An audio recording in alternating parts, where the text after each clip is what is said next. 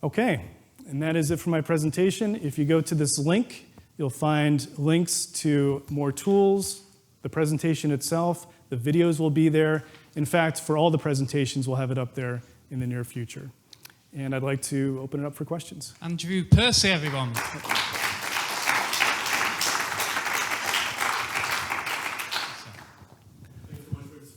Okay, so the question there is, how should I approach it on a B2B level for enterprise?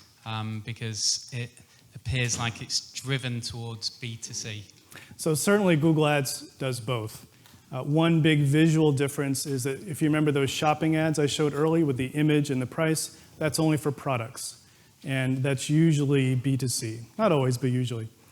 But actually most of my clients are B2B clients. They're looking to sell high-value services. That's what I do as well with my own advertising. So that also can be done. That works just in a slightly different way. But it's very much the same set of tools and resources. I will say that typically you're going to spend more in a B2B space if it's at all competitive. As one example, for my agency advertising, my average click cost for a single click is about $45. Whereas if you're selling a consumer product, it might just be $2 or $3. Or if you're in the legal space, heaven forbid, and you're going after asbestos cases, a couple $100s for a single ad click. So it can range tremendously, but the potential is there. It works for all those cases, and I can show you lots of examples and case studies of markets where it does work, ads that are working there. You just have a little bit of a different use of the way you're doing the tools, the options available, but it works great. Yeah. So the question is there a price point that is just too much? Yeah, and absolutely there is. So it's going to be different for every company, obviously. You have to figure out the click cost, and then of the people who click and come to your site, what percentage then buy something, to figure out how that compares to the return on investment you're going for.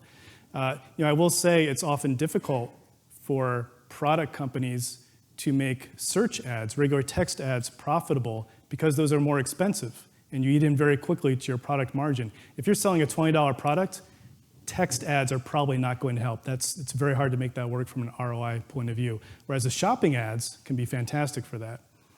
And then for services, again, I encourage you to think about not just how much this particular sale is worth, but the lifetime value of that client coming in. It could be worth spending $1,000 for one conversion just to get a client who's going to be with you for the next 10 years and spend $10,000 on you or $100,000 on you. It can get scary thinking about it, and it's often difficult if you haven't done this kind of advertising before to think, well, gosh, $50 for an ad click. What if just my competitors come on and click ads? I mean, I'm wasting all this money, but do the math, and for your business, it could make fantastic sense. Lawyers don't spend $200 per ad click because they're losing money, right? It works out for them in the long term. So the question is, how do you discern potential markets and compare them with actual markets? Boy, I wish I had that kind of crystal ball. I will say that if you do this sort of research and find the market size is small, you then need to ask another question. Is some other force right now making it bigger? Is someone else starting to promote or talk about this space in a way that it could reasonably become big enough in the next, whatever your time frame is, to make it work for your business? And if the answer is no, that means you're going to have to do it. And if you don't have the money to do it, then you're in a tough spot. Yeah. Okay, so if your product isn't even built yet, what is the benefit of using it to test on a landing page? Well, so I would kind of flip that around. I hope before you spend the time and resources to build a product that you've done some testing like this. Often we get the idea of a great product or service from our own experience, but that can be very different from the experience of consumers out there or businesses out there. And you might end up being extremely surprised if you invest the time, especially for a complicated project, 1.5 years, 2 years, to get a product out there and only then find out there aren't very many people looking for this. I would advocate doing this sort of research as soon as you start to formulate an idea, because it's going to help shape your product development. It can help shape the benefits you choose, the features you choose, and may even help you scrap the idea before you spend a lot of time and money on it. Yeah. Yeah. Do you research? Have you ever had any experience of someone coming to you and using Google Ads to test, but then actually saying, I'm going to spend my actual money going forwards on LinkedIn advertising, for example? I have had those cases. I've had clients come in who have never done Google advertising before, and I start to work with them, and we learn within a few months usually that it's just not working for them. This is one reason I prefer working with established businesses who have already done Google advertising, because they have a proven model that I know I can help with. But in those cases, what they usually go to, I haven't seen them go to LinkedIn yet. I'm sure Mark can speak more to that. He'll be up next talking about LinkedIn.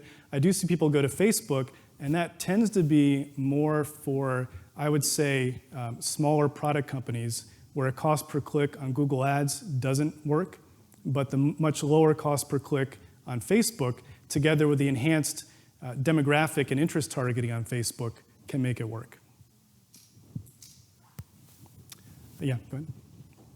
So typically, how long does it take for a startup to get results from Google Ads to give them enough feedback to move forward?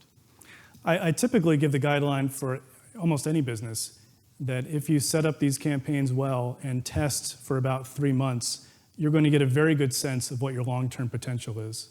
How much it will cost to bring in a new client or a new buyer, and how much traffic there is. 3 months with monthly iterations with sufficient volume is usually good enough for that.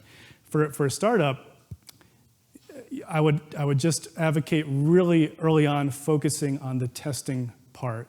You're not going to want to blanket the whole United States necessarily and try to drive leads yet. You just want to test your ideas. And that can also be done very quickly and more cheaply, and can be done continuously as you go through the product process. Okay, so the question there is, after the 3 months of testing, do you need to carry on, or can you stop at that point? And in all honesty, you do need to carry on, because everything keeps changing. The market may change, for one thing. Google will absolutely keep changing. Google will keep changing. They roll out dozens of new features every year, change the way the interface works to give additional reach if you learn about these new features. And most importantly, your competitors are going to change. They're probably not going to sit still. Unless you're all in the room and you agree, let's just sit on this, guys, and see what happens, they're going to keep trying to improve and do better than you. So what you do see if an account just sits still is a general gradual decline, usually over time. Final question from Eric, please. So when you're looking at a keyword, how many searches is a level that is acceptable to say, let's trial this keyword? Right. I gave one example before, saying if there's 100,000 searches for a product and you have a typical 5% click-through rate and then a typical 2% conversion rate, that gets you to 100 sales a month. So if that's your business model, that's what you need. If you're looking for 100,000 sales a month, you're going to really have to kick up the volume much beyond that. But to give a very different example, if you're in the services business, in my business, for example, I'm happy to get just a few good leads per month. And so if I get maybe 100 clicks and, maybe 100 impressions and maybe 5% click through and then a couple converts, that's a very good rate for me. So much lower volume keywords can work as well. It goes back to your economics and what you're trying to achieve each month for your business. Okay, fantastic. And also, just one last thing there, keep in mind too, for products, the conversion rate is usually much lower. If you're in the service business and you're focusing your ads well, you can get 20, 30% conversion rates or better. For products, it's usually in a 2 to 3% range. So you need that much more volume for products to work in Google Ads. Great. Round of applause for Andrew, please. So we're going to